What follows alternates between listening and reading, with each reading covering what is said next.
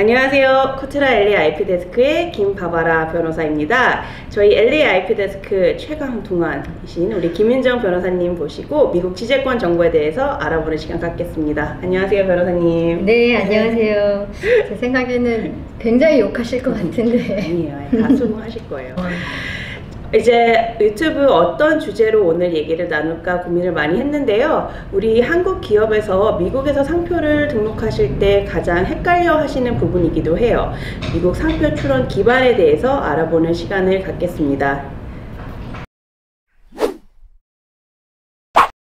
변호사님, 그럼 첫 번째 기반은 사용 중 기반이라고 하는데 네. 정확히 어떤 기반인지 설명해 주시면. 네, 미국에서는 1A Using Commerce라고 하고요. 그 해당 상표가 이미 결정이 되셔야 하고요. 그 결정된 상표를 지정 상품에 부착하셔서 미국 내에서 판매를 하시는 경우에 1A를 선택하실 수가 있습니다. 그 미국에서는 한국과 중국과는 조금 차이가 있게 사용을 하는 상표만 등록을 시켜줍니다. 그래서 이걸 증명하기 위해서 사용 증빙 자료 및 서류들을 제출해야 되는데 이것들을 Statement of Use라고 해서 사용 실적서 또는 SOU라고 부르게 되는데요. 이 사용 실적서가 출원서와 함께 제출이 되는 것이 1A, 네, 사용 중 기반입니다. 만약에 우리 기업에서 이제 곧 제품을 출시하시고 상표를 사용하실 예정인데 조금 출원을 빨리 하고 싶으셔서 이 판매 중 기반으로 하시면서 이 포샵이라고 하죠. 포토샵으로 네. 제품에 우리 상표를 부착해서 사용 실적서로 제출을 하실 수가 있을까요? 네, 너무 안타깝지만 그러실 수는 없고요. 사실은 미국 상표청의 심사가 이 부분에 대해서 더 강화가 되었어요. 그래서 한 가지 예를 들면 저희 기업이 이미 미국에서 판매를 하시고 제품이 있습니다. 그런데 좀 더 제품을 잘 보이게 하시기 위해서 뒷배경을 하얗게 처리를 하셨어요.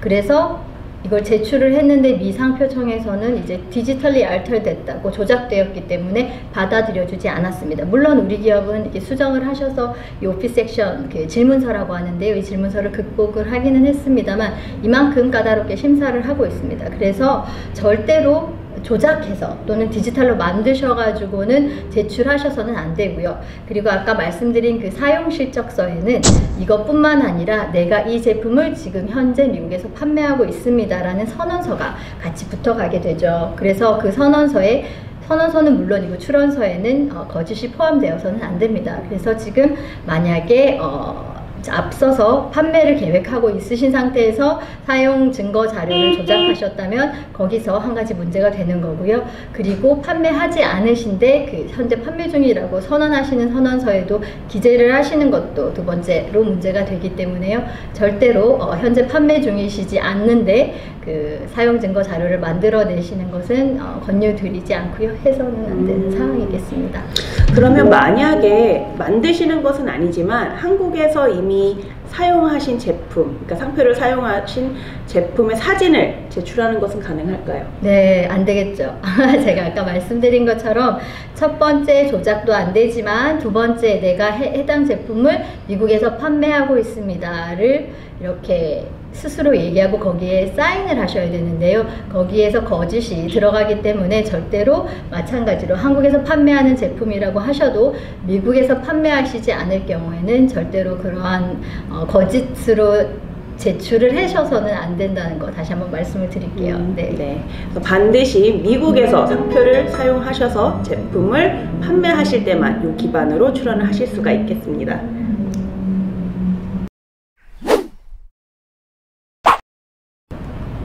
그러면 두 번째 출원 기반인 사용 예정 중 출원 기반에 대해서 알아보겠습니다. 요거는 첫 번째랑 조금 다를 것 같은데 어떤 차이가 있나요? 네, 두 번째 기반은요 1B Intent to Use라고 하는 건데요. 앞으로 사용할 의사를 기반으로 상표를 출원하게 되는 것입니다. 그러니까 물론 사용 실적서가 없게 되고요. 이 사용 실적서는 심사를 다 마치고 미 상표청에서 등록 전에 앞서서 요청을 하게 되는데요. 그때 제출을 하시게 되는 겁니다. 그래서 우리가 이 상표를 미국에서 사용을 할 건데 미리 출원을 해서 확보를 해놓자, 선점을 해놓자 하는 의미에서 원B로 인텐트 유즈로 많이 하시는데 한 가지 주의하셔야 되는 사항은 제가 앞서서 원A가 가장 저렴하다고 말씀을 드렸는데요. 원B를 등록에 앞서서 제출하실 때 최소한 500불에서 700불 정도의 가량의 비용이 소요되게 됩니다. 그래서 추가 비용이 드는 점은 주의를 하셔야 되겠습니다. 그렇지만 반면에 상표를 선점해 놓는다, 미상표청의 심사를 미리 받아본다 라는 의미에서는 원B도 상당히 좋은 출원 기반이 될 수 있겠습니다. 그럼 우리 기업에서 이 출원일을 선점한다는 의미에서는 좀 전략적으로 사용하실 수 있는 기반이고, 맞습니다. 하지만 추가 비용은 소요가 된다. 네, 그렇죠? 미국 기업들은 많이 그렇게 하고 계시고요. 한국에서도 대기업에서는 원B를 굉장히 많이 활용을 하고 있으세요. 만약에 상표를 다 결정을 해서 등록을 시켜보려고 하는데 미상표청에서 이미 판매되고 있는 상표에 대해서도 등록이 거부가 될 수가 있지 않습니까? 그렇죠. 그렇게 되면 다시 처음부터 시작을 해야 되고 마케팅 자료, 금형 자료까지 새로 나와야 되기 때문에 이러한 면에서 미리 상표를 출원해서 앞으로 사용할 의사로 출원을 한 다음에 심사를 받아보는 것도 많은 기업이 활용하시는 전략입니다.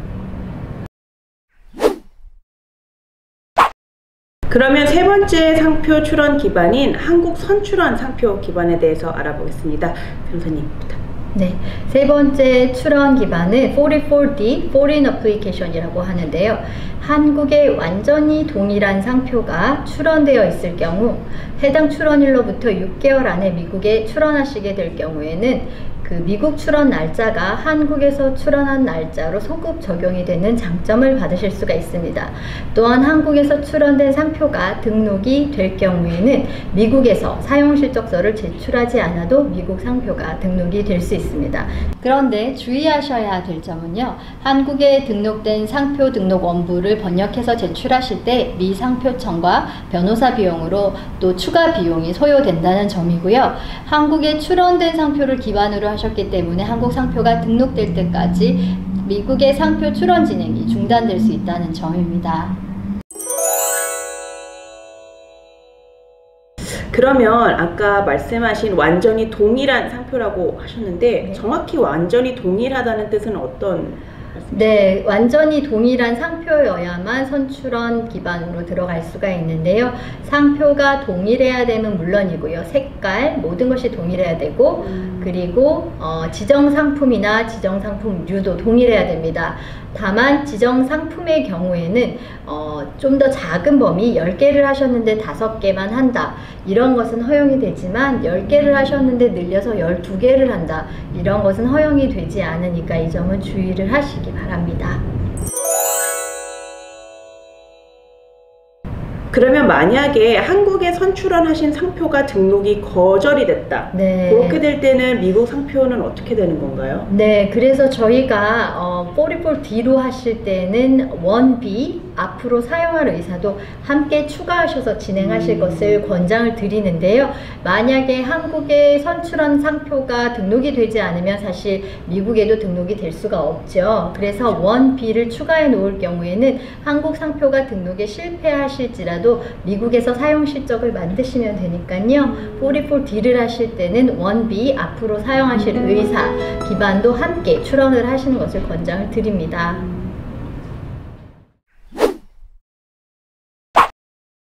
마지막으로 한국 선등록 상표 기반에 대해서 알아보겠습니다. 선출원 상표 기반과는 어떻게 다른지 설명 부탁드릴게요. 네, 마지막 기반인 44E Foreign Registration은 등록이 완료된 상표를 기반으로 출원을 하는 것이죠. 그래서 아까 말씀드린 대로 완전히 동일한 상표여야 함은 물론이지만 기다리시는 시간이 필요하지 않는 거죠. 출원된 상표일 경우는 한국 상표가 등록될 때까지 기다리셔야 되고 미국 상표 심사가 중단되는데요. 미국에서 이제 등록된 상표를 기반으로 하실 경우에는 출원서와 함께 한국 상표 등록 원부를 제출하시면 되기 때문에요. 바로 심사가 이루어지고 중단되는 시간이 없습니다. 그래서 1A처럼 중간에 제출해야 되는 서류가 없으시기 때문에 추가 비용이 없으신 건 물론이고 중단되는 시간도 없기 때문에 1A처럼 가장 빠르고 그리고 저렴한 출원 기반이 될 수 있다고 생각이 됩니다. 그러면 여기서 추가로 소요되는 비용은 그 한국 상표 등록 원부를 번역하는 번역 비용만 발생하는 거네요? 네, 맞습니다. 그런데 상표 등록 원부가 사실 번역하는 일이 쉽지는 않습니다. 게다가 미 상표청은 자신들이 원하는 정확한 단어를 지정 상품에 사용하기를 원합니다. 그래서 만약에 해당 단어가 사용되지 않았을 경우에는 미 상표청에서 오피스 액션, 질문서, 가거절서 같은 것들을 보내게 됩니다. 그래서 해당 오피스 액션을 받으셨을 경우에는 또 변호사 비용이 추가로 소요될 수 있기 때문에요. 처음에 시작하실 때부터 많은 경험이 있으신 변리사 사무소 등을 사용하셔서 번역하실 것을 권유드립니다.